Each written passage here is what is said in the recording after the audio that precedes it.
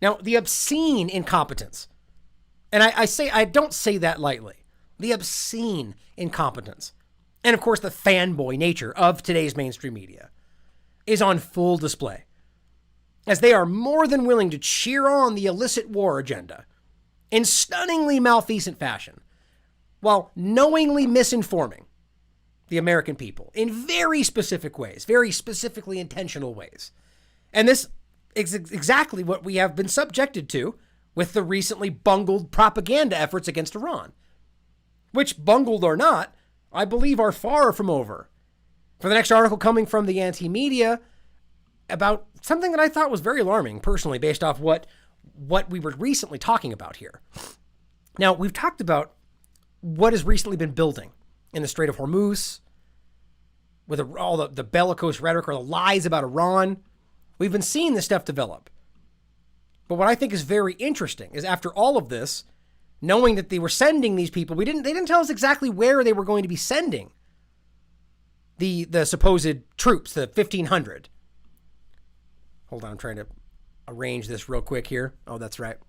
I wanted to show you this real quick, actually, just so you can have a good image of where exactly this is happening. Now, I know that those that watch this show, you've seen me refer to the location more than once, but I think it's important, especially for those who aren't familiar with the area, to see what I'm talking about here.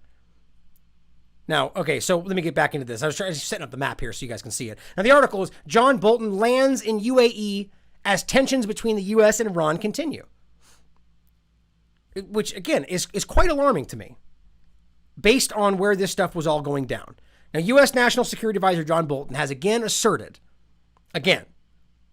without evidence, that the recent attacks on oil tankers that we have yet to see proof of, allegedly off the coast of the United Arab Emirates, UAE, which is where he is, were no doubt the work of Iran.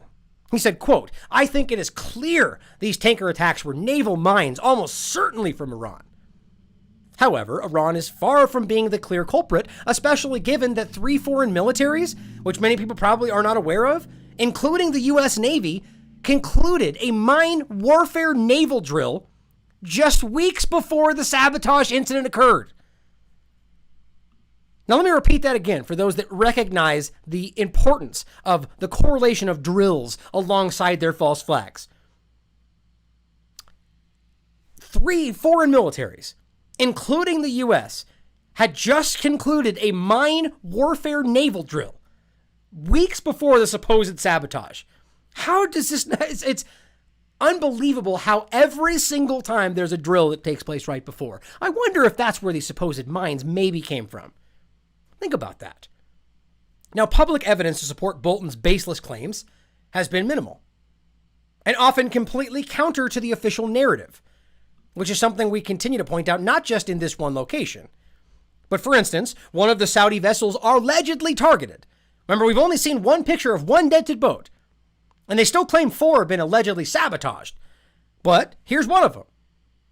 Al Marzoukeh, I believe, was seen floating without any visible damage in post-attack footage taken by Sky News, even though the Saudis had actually claimed that the vessel you're looking at right now had sustained, quote, significant damage. But there's in this article and this video, and there's more, we see them just floating on by. Clearly significant damage. One U.S. official told the Associated Press that each of the 4 ships had sustained a 5 to 10 foot hole near or just below the waterline. But only one hole has been observed in just one of these supposed targeted ships. And a 5 to 10 foot hole is a bit of a stretch for those that have seen these pictures.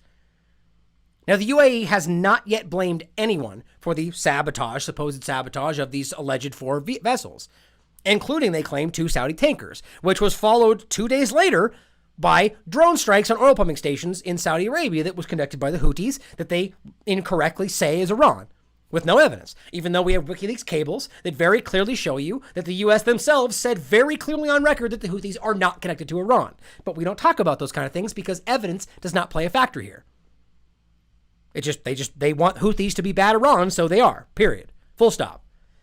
Now, Bolton told a news conference in the UAE capital, Abu Dhabi, on Wednesday in the UAE that the tanker attacks were connected to the strike on the oil pumping stations in the kingdom's east-west pipeline. Of course, with no evidence, because he wants that to be the case. And of course, he references again the rocket attack on the Green Zone. But you notice how that one's kind of fallen off? It's because the Iraqi government has openly said it didn't happen. But ask yourself why nobody, seemingly but me, has even reported on that.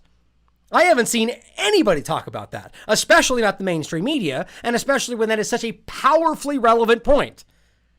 Even to point it out and say, look, this Iraqi government's lying because it did happen. Here's our proof. Nope. Nothing. Didn't happen. Lying.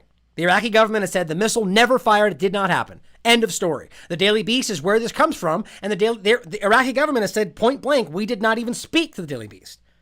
They are lying. And yet the Daily Beast regurgitated again with the next article and reiterated the fact that an Iraqi official told us, an anonymous Iraqi official. It's probably Bolton for all we know.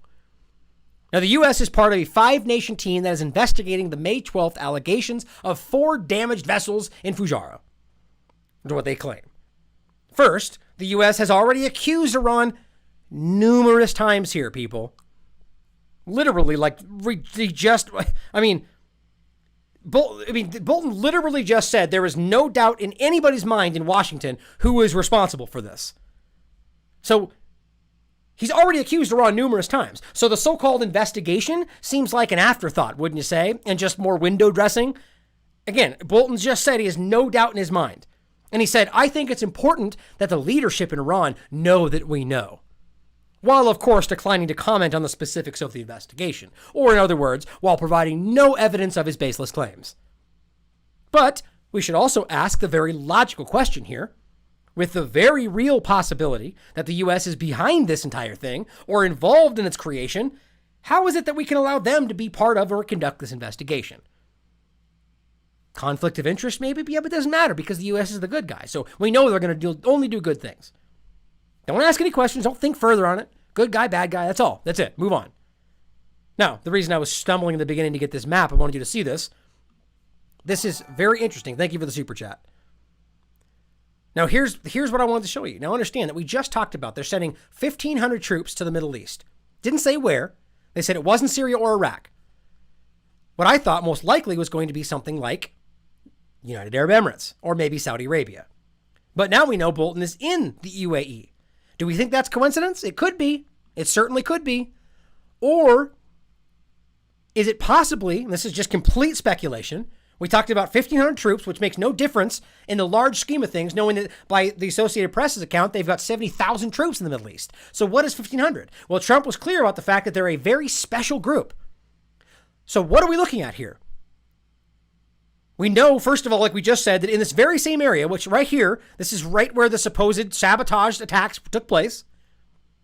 And this is right where we also pointed out just today that this is where the U.S. was weeks before conducting, coincidentally, a, naval mine drill, where now they claim that these are naval mines from Iran. I'm sure that's just coincidence. And of course, we then also talked about ships that just happened to be right here in the Gulf, right after all this happened.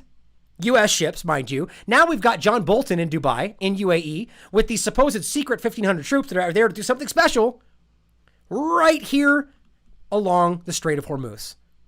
Which, by the way, is the most important aspect to all of this. If you don't know, here's Iran.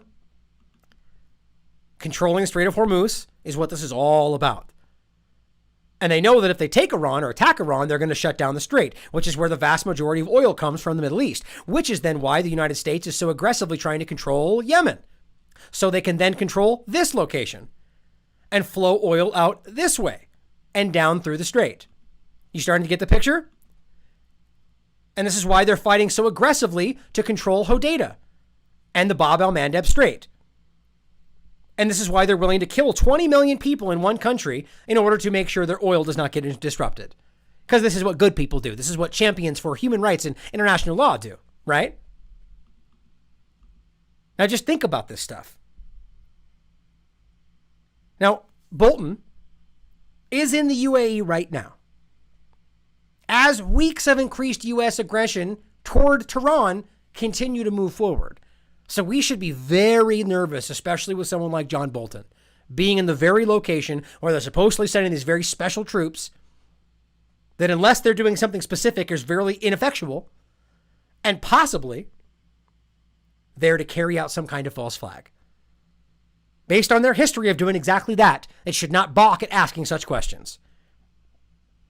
I mean, what a dangerous time we're in.